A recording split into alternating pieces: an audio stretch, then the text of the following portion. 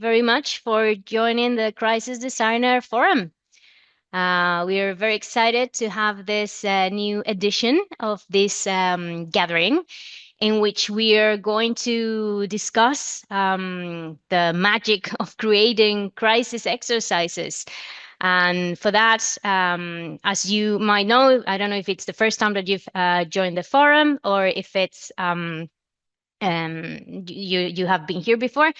The main goal of this event is to have like a conversation, straightforward, easy with professionals in this sector who are we have that have lots of experience in creating crisis exercises and training. So yeah, we're going to dive into their experience and we're going to try to do it in a structured way, so we can extract their knowledge and learn a lot about their learnings. So let me introduce you to the panelists who are joining today. Today we have Katie Kotke, who is a business resilience lead at EY. And we also have Ross Holt, resilience manager at Sage. Thank you very much, guys, Ross, Katie, for being here. Yeah, thanks for having us. Very excited to be here and talk with you all today. Likewise. Good. So we're going to start with a little bit intro that you're going to do yourselves to explain who you are and what you do. Katie, do you want to start? Sounds good. Yeah, as you said, I'm Katie. I specialize in business continuity and crisis management services from a consulting perspective. So perhaps a bit different because I work on these topics for a bunch of different clients. And I've been doing this for more than a decade now and have really enjoyed the journey Conductor has brought us on, moving from PowerPoint-based exercises to more immersive simulations, and exciting to share how we approach that. I do 60 plus simulations in Conductor a year, so quite a few. Not bad, not bad. What about you, Ross? So, hi everyone. I'm Ross Hold. I'm Sage's business resilience manager.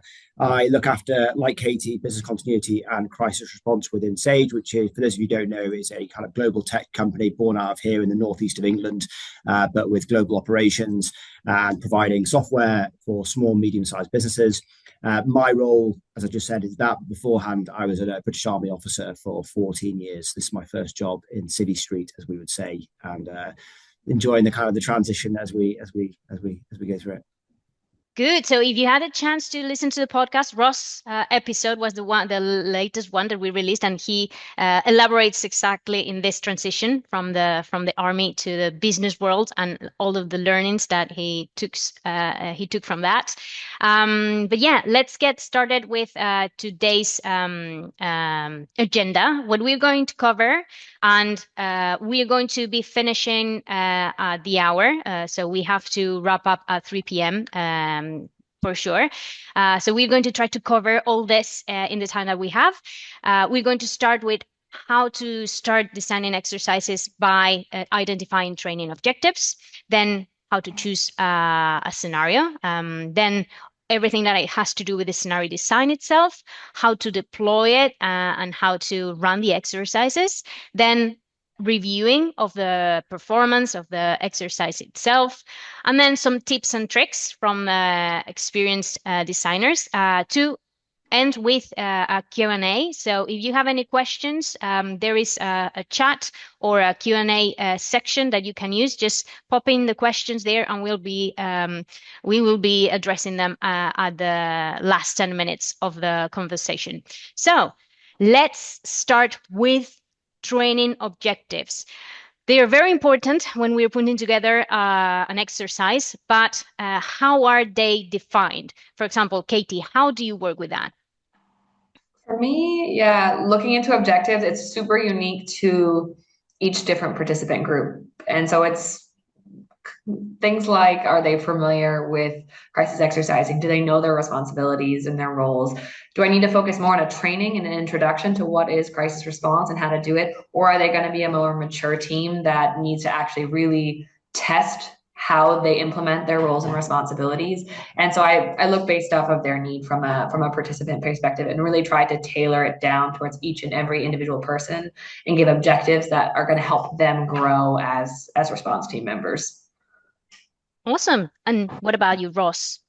So I think we look at two different areas to get our training objectives. The first one is looking back at previous exercises and saying what went well, what didn't go well, and trying to insert some of those lessons into future exercises to make sure we have that continual improvement. And the second one is kind of looking at our internal risk register and our insomnia reports and looking at what is happening in a geopolitical space or in a business space, so we are forewarned, prepared for any of those eventualities if they happen. Those two things combined normally kind of form the bedrock of our training objectives that we go through. Got it. And is there a specific way in which you think about the objectives, but then that has to be translated into player actions within the exercise somehow, right? Do you have any specific methodology on how to do that? Probably not a methodology, which I could talk about too now, but we make sure that each of the training objectives or each of the exercise audience has a part in those training objectives. So each training objective needs to get touched on by a different exercise audience. I don't want any time where someone's kind of sat twiddling their thumbs because they're not involved in meeting or going towards that training objective. So I just make sure that the training objectives are specific enough to meet our requirements, but also general enough that everyone can interact with them and everyone can contribute to getting them completed. Nice. I think that's really a good way to approach it too, and to add on to it. What's nice too is that you can, when you know what those training objectives are and they're clearly defined, you can build content very intentionally and build index very intentionally to trigger player actions that would ideally help them work towards meeting those objectives or not. But then it helps us go through that kind of from a training and testing scenario perspective too, when we're intentionally building that with those objectives and intentions in mind. Got it. So these training objectives that are built from previous experiences, the risk register and so on, how do they affect, and that will be the next item, the scenario that you choose to develop, or how do you approach this? How do you choose what's the story that it's going to be unfolding in the scenario that you're putting together? Katie. I think to piggyback on what Ross said a moment ago, looking at the threat and risk register for the organization, what we are most concerned about, I think always helps to influence the scenario and where we're going. I also really like to look at real life scenarios, even if they aren't from our organization, see what's happening out there, see what's trending. Maybe it isn't in our threat register or landscape, but it should be. And then looking to actually build out and flesh out what that storyline could look like for a scenario. I'm a big fan of AI. So using AI to help me create a little bit of a chaotic crisis story that we could then build out into actual simulation content.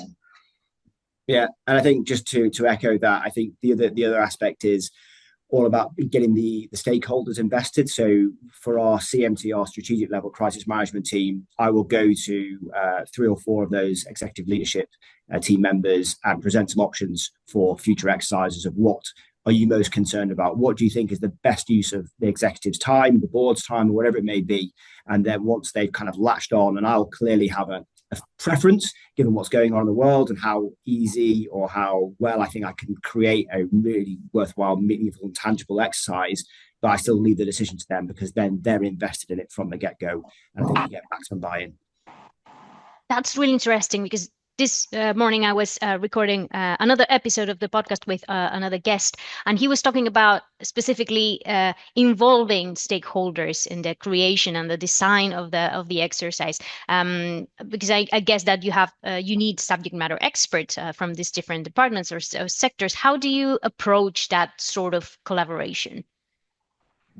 I think early on, and you need to recognize where your shortcomings are as an exercise design team. And we work in an environment where we are surrounded by technical experts, and we just delivered a pretty full-on crisis exercise surrounding a ransomware And that was a 4-day exercise involving our executive leadership team. I'm not a ransomware specialist, but within our organization, we've got teams of them. So getting them in and getting their insight as to how would a threat actor move in this environment, and what would be the cadence of events, when would we expect to see this coming out, and then you can build that scenario and start kind of linking injects at a very kind of broad brush level from that get-go.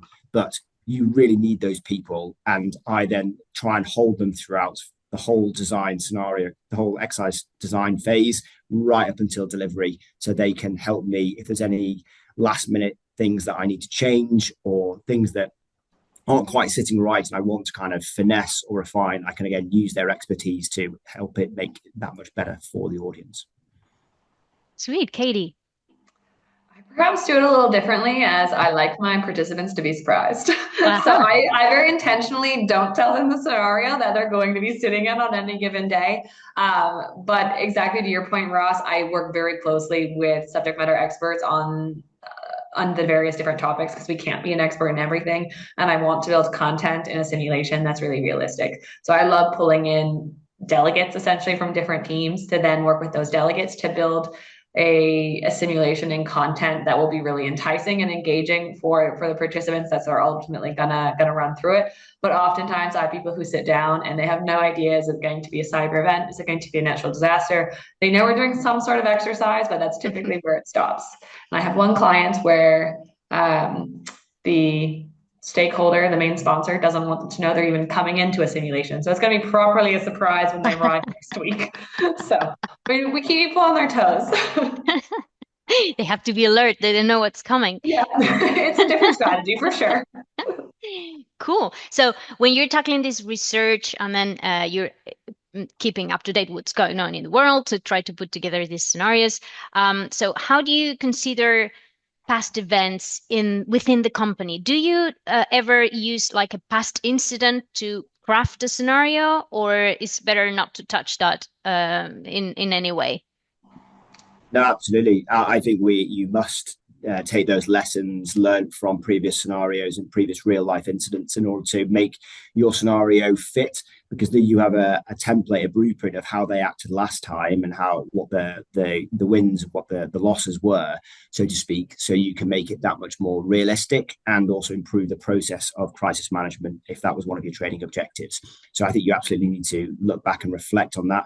We've had, as you might imagine, a leading tech company in the UK and in North America. We are under constant attack from threat actors, and some of those do escalate to kind of be major incidents. So when we were doing this last one, looking back at those actions of the silver or the gold team and how they responded and how the threat actor moved, and I suppose the tempo of that risk and that threat as it materialized, we wanted to mimic that as much as possible within this one, to make it again realistic and believable, that they look, it's familiar, like probably getting flashbacks of what it was like when they sat down to do the real thing a couple of years back. Terrible flashbacks. What about you, Katie? I completely agree. I can only echo it. I think it's really important for us to learn from past experiences, and a lot of the time that means running simulations that echo those past experiences as well. Especially when chances are things didn't go right or things didn't go perfectly. So we know what went wrong. Can we now, in a simulated environment, learn from it, improve from it, and mature our crisis response capabilities? And I think that's essential. Yeah. We want growth and learning as a team. Okay, so let's move on to the actual scenario design, like when you sit down and you start putting together the exercise itself. For example, how do you start designing the master event list? Katie.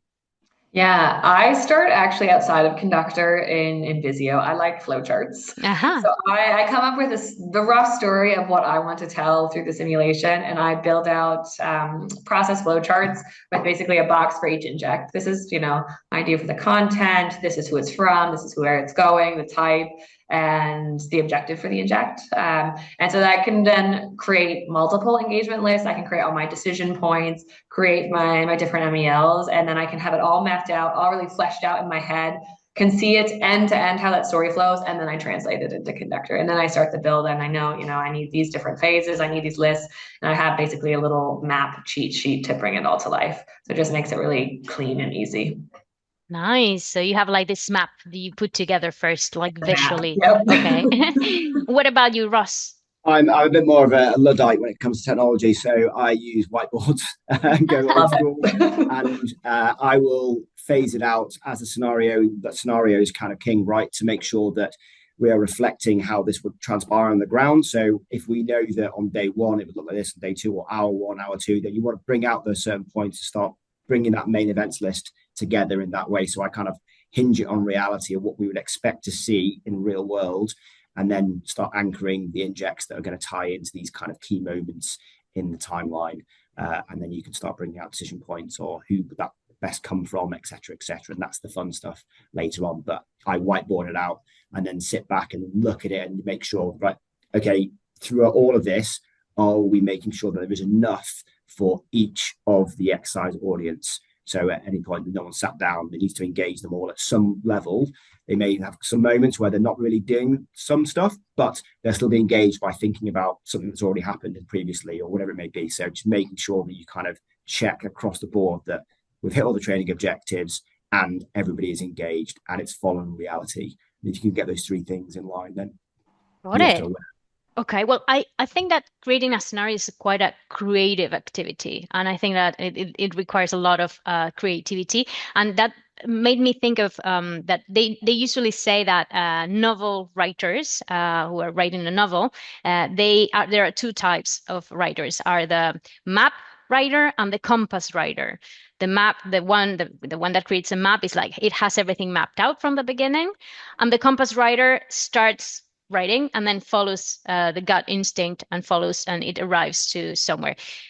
For what you said, it feels that you are like map writers or map creators, but are you ever following the compass, like what you are in the middle of creating the scenario and then you feel that, "Oh, this doesn't feel right," and you tweak the map?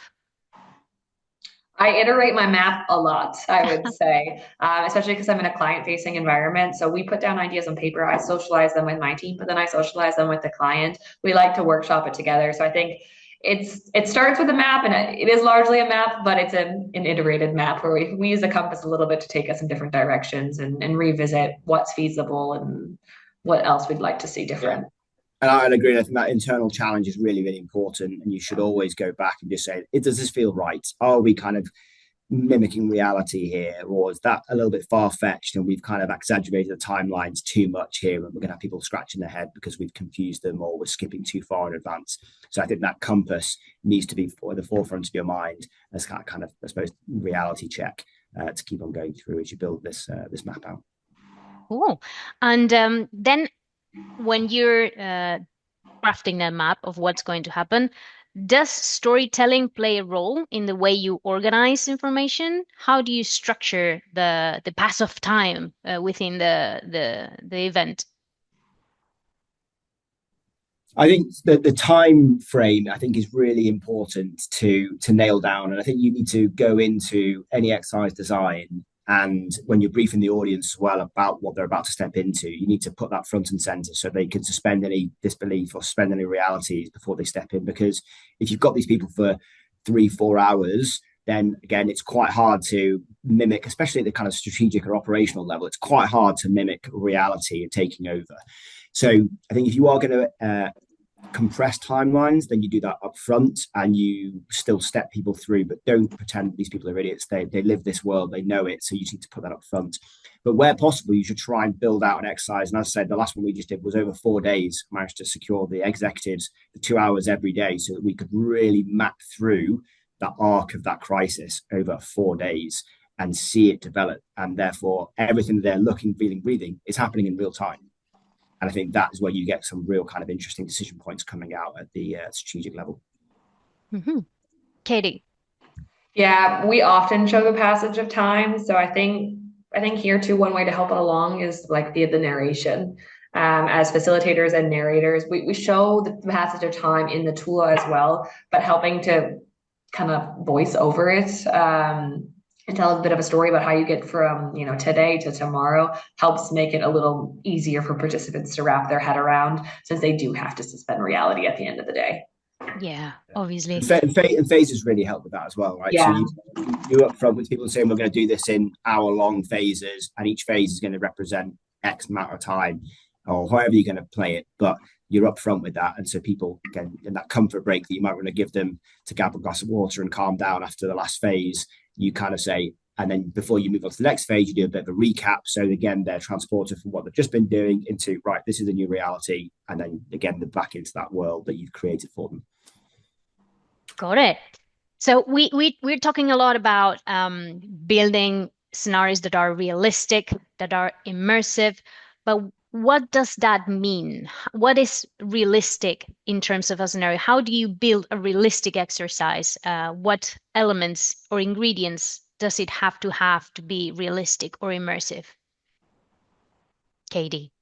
I think for me, it's trying to mimic how the information would flow in reality. So if I need to set up, crisis cell Teams channels or different emails or videos, I try to do that so that they can play the same way they would on their computers.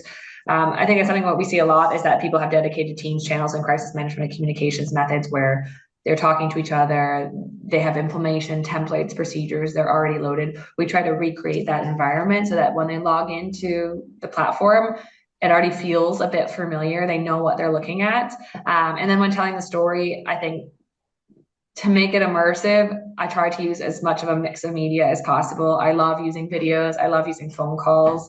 I think when we can steer away from just written content, though perhaps not always realistic, it just makes it more engaging and more immersive in that capacity. So I think it's finding the balance between trying to create a lot of realism, but then also create a lot of immersion so that people are very comfortable being engaged with the tool, being engaged with the scenario, so that they're actually really getting the most out of the experience. Got it. What do you think, Ross? And I think the only thing I would add to Katie's excellent points there is about giving them the stakeholders that they would engage with as well. So the tools that Katie spoke about, so that it looks and feels how they would respond and how they would communicate. But also, if you can bring in other stakeholders that they would rift off, or they would pass down information or expect information to get passed up, then bring them into the exercise if possible, because that again for the training audience makes it much more realistic that the people that they would fire requests to or expect information to come from, if they're playing either as kind of trusted agents or white cell or actually the exercise themselves, again that just adds training value because you bring in more people into it, and so they're getting the benefit, but also just makes it totally more realistic. Fantastic. Okay, so everything's built. You've worked hard. We have the scenario ready. And then the day of the deployment arrives and you have to run the exercise. How do you build interest the days before for your audience? Katie said that she says nothing at all. She's keeping everything secret. But how do you build excitement or interest or making sure that people show up to the exercise? Yeah, so we go around and I have kind of annual briefs with all the executives at the crisis management level, and I will probably leave some breadcrumbs there, and I will tantalize. I won't reveal all, but I'll let them know this is coming up at this time, and I'll kind of leave some ominous kind of fruits for them to grasp at and think, oh God, what's this one going to be about? And but again, using participant briefing notes and kind of publishing out well in advance, bringing in their executive assistants. So that, again, their executive assistants are really, really important in a big business like Sage, so that when the executive's bouncing from meeting to meeting and meeting, and then all of a sudden sees something flash up, like, what's that about? And like, oh yeah, this is happening. And again, you're kind of making sure the team around this executive or whoever it is the training audience is kind of being brought in with this as well, is there to support and enable the exercise to take place and be the success that it needs to be. What do you think, Katie? I think it all makes a lot of sense. As you said, most of mine are a surprise. For a lot of my clients, there's not a lot of pre-hype. One thing we have done for one client, though, in particular, was we did a teaser video. So we took a snippet of one of the videos that we created for the actual simulation, and we sent it in an email that was just like, looking forward to you joining us on Tuesday to work through this. And it was just a breaking news video with the company in the headlines, this is going on, and just it's small, it's short. They don't really have to pre-work anything, but it's capturing their interest of, oh, mine, what's going on? What will this be? Okay, good. And once they are there in the room or in the Zoom room or wherever this is happening, how do you keep them engaged for the period of time that the scenario is happening? How do you deal with that as facilitators? So I think from a work perspective, you again engage with their executive leadership team around them and make sure their diaries are kind of cleared, and you put it up front saying, please, this is what we're doing. We're focusing on this for the following reasons. So please kind of focus in on this. But I think that is the challenge of the scenario design. Back to the previous point about making this realistic, making it the tempo feel right. So they can't escape it. They're in and everything they're doing. And that's if you've got them hook, line, and sinker at that point in that early stage, then they won't pick up their phone and check their emails because they're fully invested and involved from that. And if you can do that, then you know you're onto a bit of a winner with them. So yeah, I think you just the tempo right, the realism, making the injects as visceral as possible, like the voice and telephone, multimedia, video. These are all things which again not only kind of add credibility to the exercise that you're delivering, and people go like, oh wow, they put a huge amount of effort in this, and makes it, but it also makes it really more believable as well, and gives them the access to the kind of multimedia that they would expect anyway to receive. Yeah. What do you think? Yeah, for me, I think you can do a lot with storytelling as well. To engage people directly one-on-one, you can engage people with their names, posing direct questions to people to keep them on their toes. Maybe people are a bit reluctant to talk. But then I think to points we've already discussed, it's a lot of building injects and content to target very specific people so no one's sitting idle. So if we build our content in a way that's engaging, and there's, each inject has a little something based off of every role we have present in the simulation, we can get people more organically responding as well. But then I use facilitation a lot to help if we get a bit stuck. Yeah, I think that's a very interesting point. Like people might not be inclined to participate because they don't want to feel vulnerable or they don't want to feel like exposed.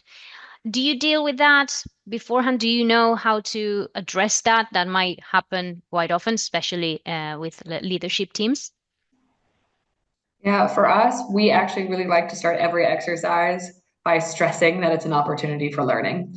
Though sometimes there are testing elements in that we're evaluating how you're doing, the ultimate goal of an exercise is to help you learn and be more prepared for a crisis that is inevitably going to come to your organization.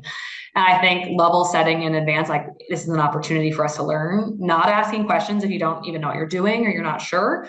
It's a missed opportunity. So we need to work together. We need to be comfortable getting a little vulnerable, a little uncomfortable, because otherwise we're not going to learn and we're just going to be a bit stagnant. But easier said than done. But that's normally how we always like to start, is that this is an opportunity for learning. Let's take the time to ask questions and learn from each other. Now you said uncomfortable. I know Ross has a saying about being It's uncomfortable. not my saying. It's not Ross's, but it's And he brought it to my attention. anyone who's ex-military is going to try to start shouting at the room at the moment they're in, because this is definitely not mine.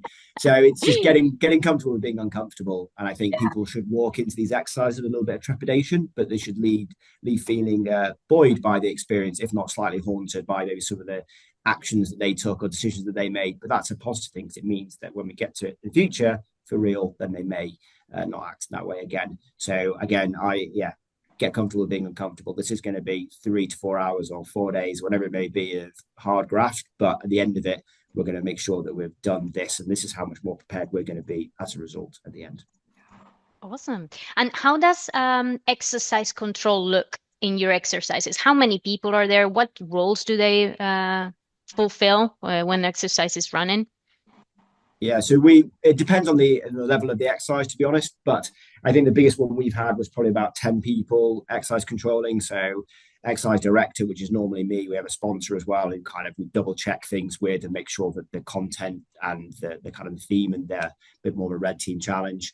We then have a big white cell, which we'll kind of use, and I use the word white cell as those kind of trusted agents who are going to play in the exercise, but are working for me, if you see what I mean, to kind of keep things moving and keep things in line and in check and make sure no one goes completely off the rail. And then we may have a few red team players as well, who, again, I can throw out. And if there's anyone who's not playing, or they want to take things in a different direction, or we want to add an additional complicated factor in, we can dynamically throw that in and see how they respond.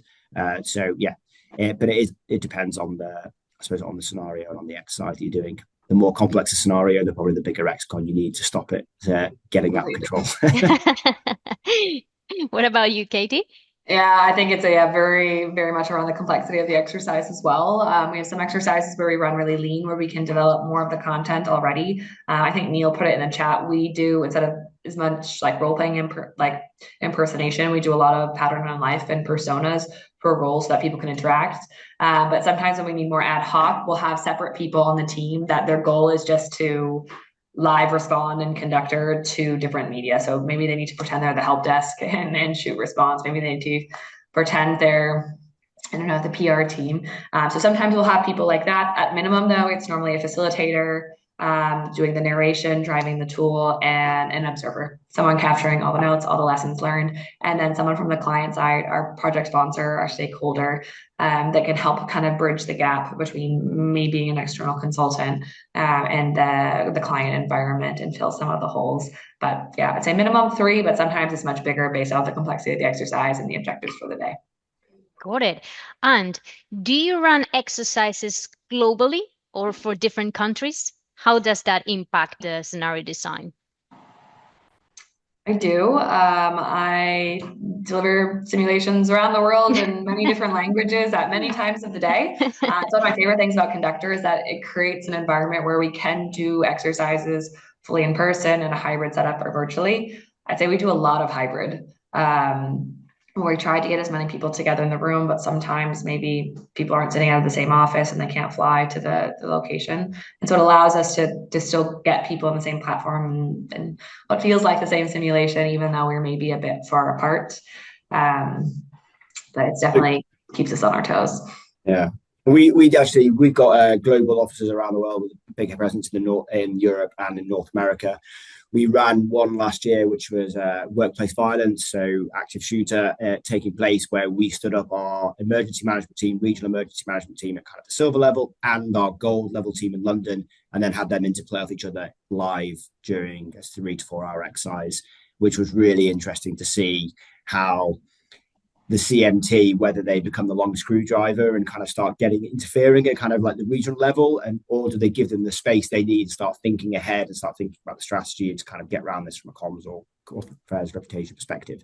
Yeah. So that interplay there is really, really interesting. It is one which was challenging from a time frame perspective and a timeline, but it worked out, and it meant you could kind of challenge 2 teams, really important teams for Sage, at the same time on the same scenario, and build those synergies and the relationships between the two. So yeah, we do as well. Fantastic. It doesn't sound like an easy job, but it feels like it's really worthwhile. Okay, so once the scenario has wrapped up, the exercise has wrapped up, let's talk a little bit about reviewing what has happened. How do you provide feedback for the participants? Katie. It's a hybrid for us. So I love to do hot debriefs. I think first and foremost, having a small break and then being able to have everyone come back while the simulation and the experience is fresh, I think makes for meaningful exchange both directions. As the coordinators and the facilitators, we can give a bit of a live feedback for that they can directly reconcile with actions they took, maybe decisions they made. But it's also, I think, a great time for the team to get feedback to each other. You get a lot of, I think, really good peer-to-peer feedback when it's so fresh. But then we also, for more thorough and more fleshed out feedback, we do post-simulation reporting. And this allows us to take all of the observations that our observer captured, that conductor captured, and put it into a more detailed set of lessons learned, areas for improvement, so that we can then use this to grow from one year to the next, so that next year's exercises are meaningful. We're trying to target specific improvement points or specific maturity points based off of how our prior years went. Cool. Ross? Yeah, no, same. So hot debrief, cold debrief, and then a post-exercise report. The only kind of comment I'd have on the hot debrief is that I think as the exercise facilitator or the debrief facilitator, 95% of the talking should come from the exercise audience. I think your job as a facilitator is to ask questions and then let them debrief each other. they're the subject matter experts normally within their craft. So they'll know what went well, what didn't go well, what they need to improve for the next time. And if you've developed an exercise which is really good and really engaging and stress tests them, then that conversation you'll have to hold them back if you've done it well, because they'll just want to keep on going and want to keep on debriefing each other long after you finish the exercise and the debrief. You have to say, right, guys, stop, and they'll just keep on going because they're into it. Then they're talking and thinking about it, and that's when you know you've actually had a really kind of meaningful impact. And that's, as a design team, that's always quite rewarding, I find. That's fantastic. And once the exercise is over, when do you run another exercise? Is there some sort of frequency, or do you have any sort of benchmarking against the past exercises? How do you deal with that? Yeah, so we run a forecast of events when it comes to crisis exercises. So we'll have a mandated and governance that every year the CMT is to exercise in different ways. So it might not always be a full simulation, it might be a tabletop, it might be whatever it is, but every year they'll do it. Same for regional teams and process teams, or whatever it may be. So that forecast events unfortunately keeps on turning. So when you finish one exercise, you're straight back into picking up the next one to kind of get that going. But we communicated quite early on as a team with the resource that we have. We'd be able to run X amount of exercises for these different kind of levels in a given year. So again, I can manage my resources and the team's resources accordingly and set expectations. And I want to, and we are in a position now where we're having to say no, or you have to wait. And that's a really good place, because it means your business and your service that you provide, and I do see ourselves as providing a service internally, is sought after, and people want to respond and want to kind of get into this wonderful world that we operate in. Definitely. What about you, Katie?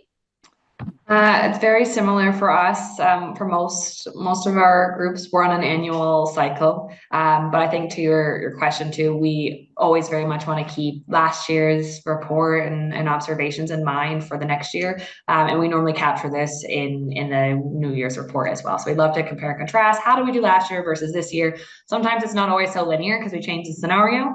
But we like to try to make it to tangible, the learning experience and how the team is maturing and growing over the course of a calendar year from when we do one exercise to the next. Got it.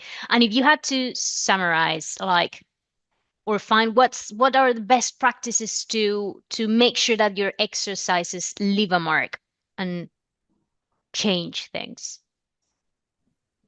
I think it comes back to the debrief, and it comes back to the quality of the exercise and the training objectives right from where we started. I think if you get that right and you make it on point in terms of it's on topic, that the risk that we're looking at the moment, or the threat actor that's going on in the landscape, make that really realistic, drive it forward with really tangible, excellent injects that kind of create a visceral response, be it positive or negative.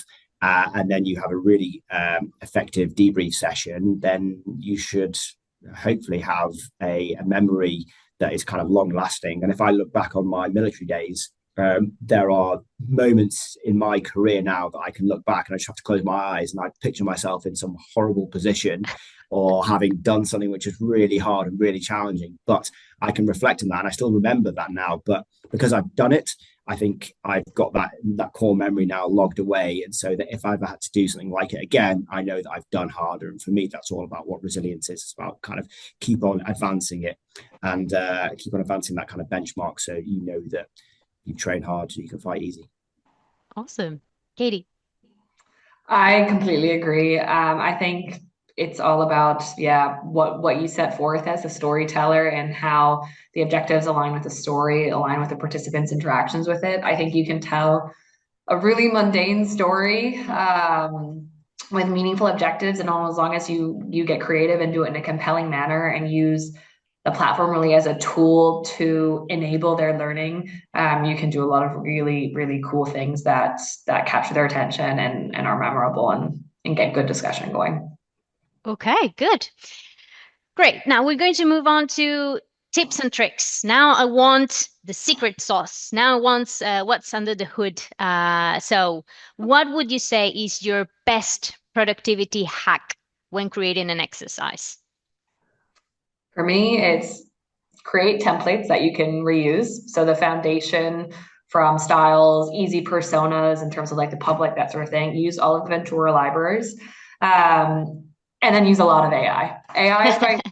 AI is, I feel like, built for a foundation for crisis exercising. And then you can take your experience as an expert and as a crisis leader to make what AI gave you to start with into something more realistic, more engaging, and fit for purpose. I think the easiest way to save time though is AI, because it's you're not starting with a blank slate. You're starting with a decent foundation that you can do a lot with a lot quicker. And I always tell new people on my team who are learning conductor, for media content, so like phone calls, videos, things like that, that play once that you can't replay, put a copy in your grid or your pattern of life. So in case a client misses it, you can resend it.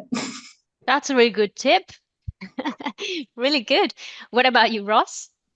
I don't, again, being a bit of a Luddite, I probably haven't kind of grasped the full extent of how AI would be able to help me.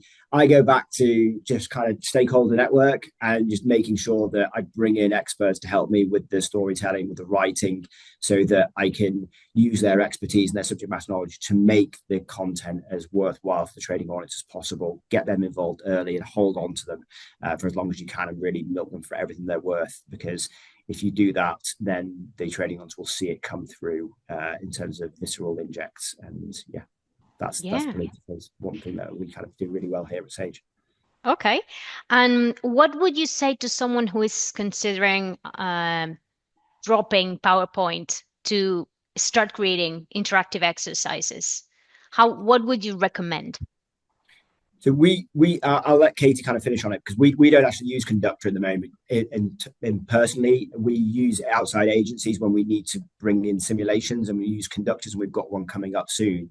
Because I think if you are using Conductor, then it requires to get really good at it. I think you need to invest a significant amount of time in getting the team trained up so that they can deliver really meaningful exercises and build these templates like Katie just spoke about. We haven't got that resource in this team at the moment, but it's something that I think it's evident the level of immersion and realism that you can get from moving from PowerPoint or static kind of slides or whatever it may be into a world that you're putting these people in. It speaks for itself. But I think you do need to kind of go into with your eyes open. It probably will take a little bit more time to get on top of things. But once you're on top of it, then I'm sure it will just take care of itself and deliver value upon value. Cool, Katie. This is something, admittedly, that I do a lot in a consulting environment. For me, I think the product also kind of helps sell itself I love doing client demos to help them visualize themselves in a 3 or 4 index of what this could look like for them and what the experiential change is. But one thing also to your point, Ross, that I think is interesting, and I have the luxury of doing as a consultant, is we've worked with multiple clients that were interested in moving to Conductor, moving away, and we basically piloted it for them. So we did initial pilot, did a simulation, showed them how that experience could be, and then they were able to go work with your team Bellin to get their own license, move in-house, and we were able to upskill with training. Your team does the same thing. So I think it's nice in that there's models too where it's not a one size fits all. You can reach out to the Conductor team. There's probably piles of external consultants where you can say, I'm interested in this. Can you help me explore this journey a bit before committing to something larger? But whenever I have a new client, I start with a demo and start with highlight reel of this is the experiential change you get moving from PowerPoint to tabletop exercises. And here's why my other clients love it. Got it. You have them feel it firsthand. I think that's it. I think yeah. When you feel it, it kind of sells itself a little bit. Yeah, got it. Okay, we're going to start with the Q&A. Well, first, about feeling it.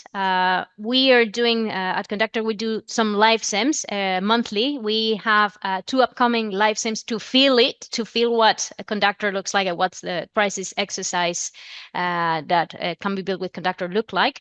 If you want to join, we have a ransomware attack scenario happening on May 7th.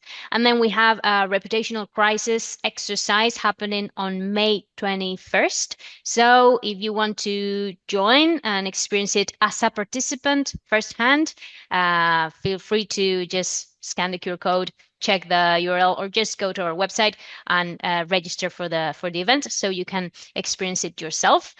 And now let's start with the Q&A. I can see some questions in the chat. I'm going to start reading them, and let's see what you think. So, what are the best apps or systems for the creation of injects that Roy is saying? What do you think, Ross, Katie? I will just be frankly give you a bit of a list. I use 11 Labs for my audio content. This is being integrated within Conductor, as I understand it. So all of my text to voice audio content. I use Synthesia for like breaking news videos. It makes it super easy. You can again put in text and it brings it all to life for you. And then for written content, you have the Ind tool AI, ChatGPT, whatever's allowed at your company is also great if you get comfortable with prompting. I think the prompt gets you better results. So it's a bit of trial and error, but I do a lot of prompting for written emails, SOC reports. It can take you a lot of directions, including very technical, which is really cool. We use, so going back to the point about kind of using subject matter experts. So if I need to create a screen grab or whatever it may be, or some data report from a piece of software that we've got running in the background, or an alert popping up, I'll go to the subject matter owner and ask them to kind of go in and create it, kind of mimic the kind of information they would expect to see if this were to happen, this incident were to happen. So I get those kind of injections from the subject matter experts because, again, the trading audience is expecting to see data presented in a certain way. So go to the people who produce that data and say, can you change this for me to make this really exaggerated, or to increase the numbers by a factor of whatever it may be, in order to mesh with the scenario that you've built. But yeah, that's the kind of basic, apart from kind of good old-fashioned PowerPoint and Word and AI search engines, then yeah, probably more basic level than what Katie's producing there. Cool. So Neil was asking about AI, which I think that we've already covered, but he's also saying prompt, create a multi-stage crisis management scenario on XXX crisis for a gold team, including this inject and that event. Yeah, I don't know I if think to add on to the prompting, you can tell AI like who your participants are. So if you're very interested, I need stuff for HR versus legal versus corporate comms versus the CEO. You can use that to prompt. You can let AI know, like, I would like the simulation to run over 10 days. I would like 15 injects, and then give it really specific instructions, like, please tell me what type of inject it is, use fixed media, who the inject is to, who the inject is from, and then write sample content. And you can get full end-to-end storyboards. They're not always great, but you play around with it and you can get some good content. Cool. Ross, I've created many of those real roles as personas in the platform so that I can have injects coming from the right person without actually pulling them away from their day jobs. E.g., cybersecurity manager is sending seat reps as injects, of course, getting them to write the inject themselves if possible. I've created a pattern of life stacks for each player, which I can enact if I need to pull a particular person into the discussion. Do either of you have that kind of standby option? So I suppose we don't, because I say we don't use Conductor at the moment, but we, again, going back to the point there, we'll get people to write those injects out. So if I know that our cyber defense team will send out an incident summary at this time, or whoever it may be, then I'll get them to go away and go write it. And then I can then use that and then fire that through, and we can create new outboxes or mailboxes. And because we own our own kind of IT infrastructure here, we can very easily send emails and create aliases and create new email accounts, etc. So we can mimic emails coming from certain people, even though if they don't know they're playing the exercise, we've kind of mimicked or copied their email account, etc. So that is going. So to all intents and purposes, the exercise audience think they received an email from CDO. All it has there to differentiate is just exercise over the top, but everything else looks and feels like a real email from that person. We do that internally within Sage without the need for kind of Conductor, because we don't have it at the moment. But I think if you can get the people to write the injects for you, then it just makes it so much easier, because it's, again, they're doing your job for you. Good. Neil also points out that immediate positive reinforcement is essential. So agreeing with you guys, if we want them to leave feeling like they've had a good experience. And then you mentioned the risk registers earlier. Have you ever been in a position where you realized that you wanted to ensure a specific outcome from an exercise which could be placed onto the risk register? Yes, because I work in a consulting environment. I have clients that come in that very intentionally want want their leadership to understand how serious specific events can be. So they'll partner with us to tell this crisis story, have them sit and experience what it is, so that they can come out the other side saying, "Oh my God, we should have considered this sooner." Yeah. So it can also enable your own agenda. Yeah, and I think adding into the PXR as well, the post-exercise report, getting certain points absolutely hammered home there can really help, and it means that the team, you're not only kind of helping prepare the team to respond to crisis, but you're also maybe serving them to get a point across that they may need to for their leadership. So it can help. Okay, to Katie, do you rely on AI to cross-check the technical aspects of your crisis solutions offered by the team, or do you have prepared list of right technical solutions, e.g. on cyber attack recovery? Here, I normally rely on people. This is where I always go to the SME because I think AI is a great tool. I don't have full trust in it to know everything, and so sometimes I use it to give me an idea of what those solutions and technical aspects could be, and then I'll draft initial content, what I want that to look like, and then I bring it to the people who do it or their delegates, and I have them help validate that what I'm thinking is correct, that line of thought is reasonable and feasible and possible. Because this is a personal opinion. I don't know that AI can be our full source of truth. I think we need to go to SMEs for that one. Yeah, totally. Okay. Hi, Katie, Ross, and Belen. This is not a question, but a comment. I started using Conductor a year ago, and I love it so much that if I could, I would replace all our training to be simulations. I work in learning and development in the humanitarian aid area. We trained so far about 130 people globally, and everyone loved it. They learned so much more than in any other format. Judith, thank you very much. What a nice comment. And I'm really glad that you're experiencing this yourself and you're seeing a transformation in your organization. I'm loving it. Andrew is saying, what would you think about how well a situation like the Spain power outage from this week? I experienced it myself. I've been there. So, any elements of that scenario that would play well or not well in your experience? Is it a good inject for a simulation to have speculation occurring on whether such an event is a cyber attack?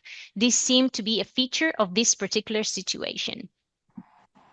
I think that from a power grid collapse, I think it's quite hard to simulate clearly. What we've done in the past, because we've got offices in South Africa where grid failure is a constant threat over there and keeps going like that depending on what the election cycle is doing. So we tabletop exercise that and get people to engage with the subject of critical national infrastructure failure in that way. But to the other point about rumor and speculation, red herrings, absolutely throw them in where you can, because I think that even if it's a purposeful red herring, it's interesting to see how people respond and whether they can get back on message and recognize that actually no, that is not the priority at the moment. So it's always useful to think about throwing those in as a red herring or as a red team challenge. But yeah, I think in the early phases of a crisis where it's not yet fully out in the public, we have to look at Marks and Spencers. Marks and Spencers, for those of you who are attending from outside the world, is a big UK kind of retail outlet.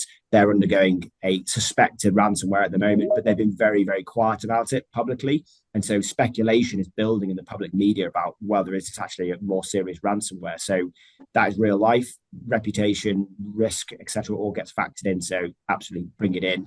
And then you can then, with the arc of that narrative, you can then, when it goes public, that'll have changed the dynamic within the crisis team and scenario, moving from private to public. Yeah, I completely agree. I'm a fan of red herrings as well. I think it's a really good exercise for the participants to filter between what's important and what's not, as Ross said, and then also to help people try to filter through the distractions into what is concrete.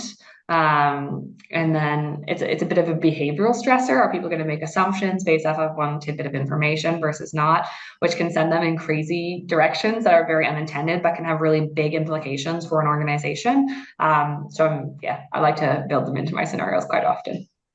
Awesome.